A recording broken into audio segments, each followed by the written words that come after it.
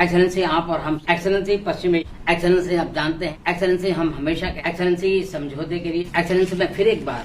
मोदी जी गिर जाओ, अरे उसके पैरों में लेट जाओ, पूरा नतमस्तक हो जाओ उसके सामने। क्या एक्सेलेंसी एक्सेलेंसी लगा रखा है? अरे जब उसका ट्रांसलेटर उसको मिस्टर प्रेसिडेंट बोल सकता है। Mister president, I commend you. तो आप कहाँ हैं उसको एक्सेलेंसी एक्सेलेंसी बोल बोल के इंडिया की नाक पूरी दुनिया के सामने कटवाने पे तुले हो? तुम्हें शर्म है कुछ? आपसे मिलकर के बहुत खुशी हो रही है। अरे वो हत्यारा है मोदी जी, उसने हमारे 3 नागरिकों की हत्या की है और आप है कि उसकी चापलूसी करते ना थक रहे। कुछ शर्म आया है?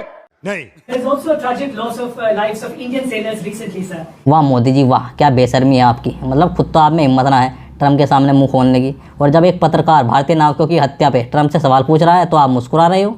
शर्म की बात। It's a rough profession, there's no question about it, and we work together on it. अरे क्या इतनी सस्ती है हम भारतीयों की जान जो आप पे कोई फर्क ना पड़ रहा? और ये बेशर्मी वाली मुस्कुराहट मोदी जी देश कभी ना भूल पाएगा। बिल्कुल राइट। सवाल ये था कि अमेरिकी हमलों में मारे गए 3 भारतीयों पर आप क्या कहोगे? तो ट्रम्प बोल रहा है कि ऐसा तो होता रहता है, पर हम मोदी जी के साथ मिलकर आगे काम करते रहेंगे। इतना सब सुन के भी मोदी जी कुछ ना बोले, क्योंकि मोदी जी तो गूंगे हैं या शायद मुंह में दही जमा के बैठे होंगे। क्या बात कर रहे हैं? अरे मोदी जी यहाँ तो मुंह खोलते, कुछ तो बोलते, या सिर्फ आपको चुनावी रैलियों में ही बटर बटर करना आता है? डिप्रेशन। मतलब ये बुरा बैल मोदी जी के सामने 3 भारतीयों की मौत को नॉर्मल बता रहा है, और मोदी जी के मुंह से ट्रम्प का टै भी ना निकल पा रहा है मित्रों। गजब बेइज्जती है। अरे मोदी जी आप 140 करोड़ भारतीयों का प्रतिनिधित्व करने गए हो वहाँ, ना कि अपने पोपा के घर जो इतने शांत और भोले बन के बैठे हो। मोदी जी जिस तरह से बुरा बैल ट्रम्प 3 भारतीयों की मौत को नॉर्मल बता रहा है ना, उस हिसाब से तो आपको 140 करोड़ भारतीयों की तरफ से इस बुरे बैल के मुंह पे थूक के आना चाहिए था। अब कल तो सुना ही सुना है, आज आमने सामने बैठ के ट्रम्प को सुना दिया। क्या सुना है बे बड़वे? तेरी अम्मा की लोरी जो बचपन में तुझे सुनाती थी। अबे वो तेरा बाप 3 मिनट में 3 भारतीय के हत्यारों को 6 बार एक्सेलेंसी बोल चुका है बे। एक्सेलेंसी में फिर एक बार। We love all of those people. They're great people. क्या यू लव इंडियंस पीपल? वाह क्या प्यार है बे तेरा। मतलब मिसाइल मार के 3 भारतीयों की जान लेने के बाद में भड़वा बोल रहा है आई लव इंडियंस पीपल, और सामने बैठे मोदी जी इसकी बात को विश्वास भी कर रहे हैं।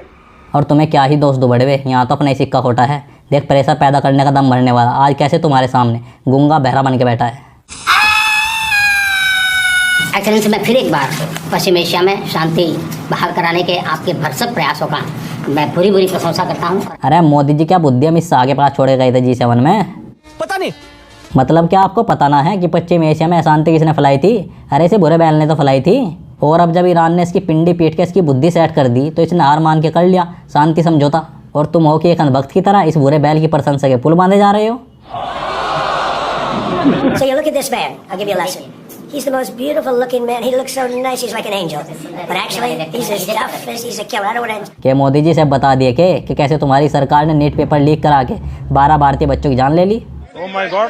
चलो किसी ने तो मोदी जी को पहचाना कि मोदी जी किलर है जो भारतीय युवाओं के फ्यूचर की हत्या करता है। सज्जन को क्या तकलीफ है भाई? मैं नहीं बताऊंगा। एक्सेलेंसी पश्चिम एशिया में शांति के जो प्रयास। वैसे मोदी जी ने एक काम तो बढ़िया करा G7 में जाकर टेलीकॉप्टर को लात मार दी। G7 में सारी बात बिना टेलीकॉप्टर के कर ली। पर 1 मिनट मोदी जी, यो क्या पर्ची हो रही है और पिछले वर्ष हेलीकॉप्टर ना तो पर्ची सही।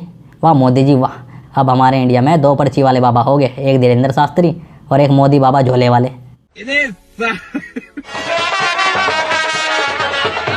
अरे जब इतना ही प्रेम है मोदी जी से तो वापस इंडिया क्यों ना जाते?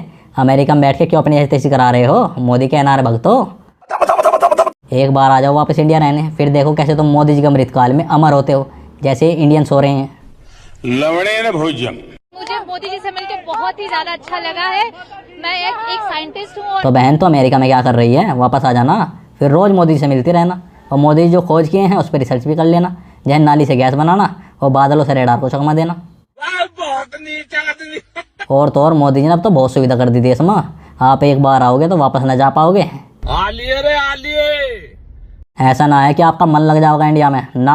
अरे आपके पास पैसा ना बचेंगे टिकट खरीदने के, क्योंकि मोदी जी ने महंगाई इतनी बढ़ा रखी है, आप कंगाल हो जाओगे कंगाल, जैसे हम हुए बैठे। सही पकड़े हैं। और आखिर में G7 वाले ड्रामे का निचोड़ क्या निकला? ये मालिक 5 सेकंड रुक जाइए, बस एक फोटो आ जाए इस पोज में। गुस्ताखी माफ मालिक।